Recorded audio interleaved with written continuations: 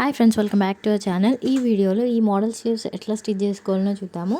మనం రెఫల్స్ స్టిచ్ చేసుకోవడానికి 2 ఇంచుల వెడల్పు ఉన్న స్ట్రిప్ తీసుకోండి. నాకు ఒక్క స్లీవ్ చేయడానికి 6 మీటర్స్ పొడవు పట్టింది.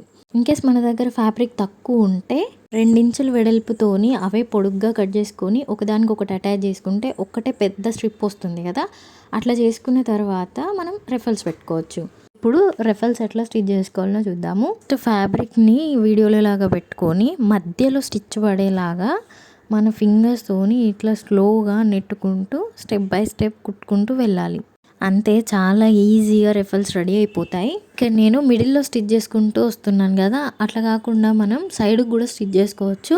అది ఇంకో మోడల్ లాగా వస్తుంది. ఎవరైనా ఛానల్ని కొత్తగా చూస్తున్నట్లయితే ప్లీజ్ సబ్స్క్రైబ్ చేసుకోండి. ఇట్లా రెఫల్స్ మొత్తం రెడీ చేసుకున్న తర్వాత మన సాటిన్ స్ట్రిప్ ఉంది కదా, దానికి ఎట్లా అటాచ్ చేసుకోవాలో చూద్దాం. ఈ సాటిన్ పట్టి ఎట్లా రెడీ చేసుకోవాలో అండ్ ఫ్రాక్ ఎట్లా స్టిచ్ చేసుకోవాలో ఆల్రెడీ మన ఛానల్లో ఉంది. నేను ఆ వీడియోని ఐకార్డ్లో కానీ ఎండ్ స్క్రీన్లో కానీ ఇస్తాను, ఎవరికైనా ఇంట్రెస్ట్ ఉంటే చెక్ చేయండి. ఇప్పుడు ఈ రెఫల్స్ది మధ్యలో స్టిచ్ చేసుకున్నాం కదా, ఆ స్ట్రిప్ ఉంది కదా సాటిన్ది, ఆ సాటిన్ చివరికి పెట్టి దాని మీద మనం చివరికి స్టిచ్ చేసుకుంటూ రావాలి. సాటిన్ స్ట్రిప్ ఎడ్జ్లో పడాలి స్టిచ్ అనేది. జస్ట్ స్టిచ్ చేసేటప్పుడు రెఫల్స్ రివర్స్ కాకుండా చూసుకోండి. అంతే, చాలా ఈజీగా స్లీవ్స్ రెడీ చేసుకోవచ్చు. ఈ ఫ్రాక్ కూడా చాలా ఈజీగా కుట్టేయచ్చు. బిగినర్స్ కూడా ఈ వీడియో చూస్తే కుట్టేయచ్చు. ఇప్పుడు ఒక స్ట్రిప్ కుట్టడం అయిపోయింది కదా, ఇంకో నెట్ స్ట్రిప్ అటాచ్ చేసుకుందాం మనం. ముందుగా ఈ స్ట్రిప్ని ఇట్లా సైడ్ కనాలి.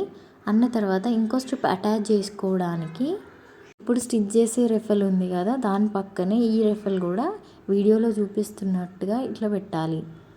సో మధ్యలో పావించు గ్యాప్ వదిలేయండి. అట్లా పెట్టి మనం రెఫల్ మీద ఏదైతే స్టిచ్ ఉందో ఆ స్టిచ్ మీదే కుట్టుకుంటూ వచ్చేయాలి.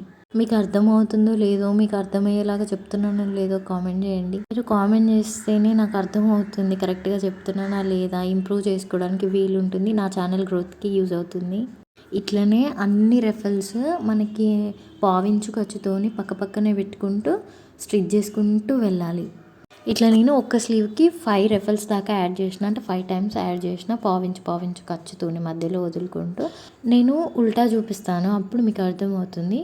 ఇప్పుడు ఇదే స్ట్రిప్ని మళ్ళీ సైడ్ కని ఇంకో స్ట్రిప్ అటాచ్ చేసుకోండి. చాలా చిన్న వీడియో, తక్కువ టైంలో అయిపోతుంది. సో స్కిప్ చేయకుండా చూడండి, ఈజీగా అర్థమవుతుంది మీకు. అంతే, ఒక స్లీవ్ రెడీ అయిపోయింది. ఇంకో స్లీవ్ కూడా సేమ్ ఇట్లనే మనం అటాచ్ చేసుకుంటూ రెడీ చేసుకోవాలి. వీడియో నచ్చితే లైక్ చేయండి, ఎవరికైనా యూజ్ అవుద్ది అనిపిస్తే షేర్ చేయండి. వీడియోని ఎండ్ వరకు చూసిన ప్రతి ఒక్కరికి thank you so much. Bye.